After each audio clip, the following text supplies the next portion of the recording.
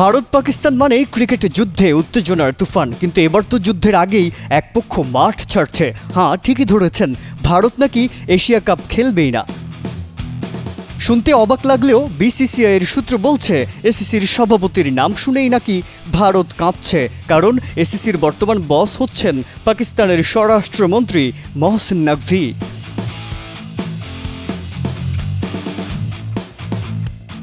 ভারতের যুক্তি, আমরা এমন টুর্নামেন্টে খেলব না যার মাথায় পাকিস্তানি মন্ত্রী।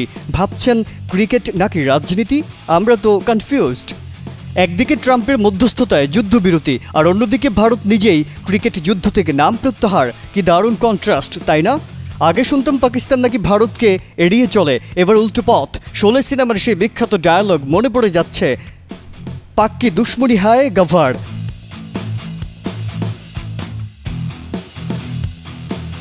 আর ভারতের না খেলার মানে এশিয়া কাপ থেকে ৭৫% রাজস্ব উধাও। সোনি স্পোর্টস বলছে ভারত না খেললে টাকা কই। এসিসি বলছে টুর্নামেন্ট তো টানেই না।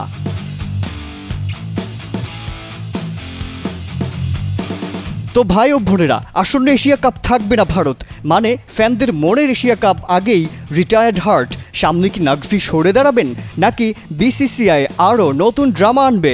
দেখার বিষয়। ক্রিকেট এখন শুধু খেলার মাঠ নয়, রাজনীতির পিচেও জমে উঠেছে ম্যাচ। মাজহারুল আলম, কালের কণ্ঠ স্পোর্টস।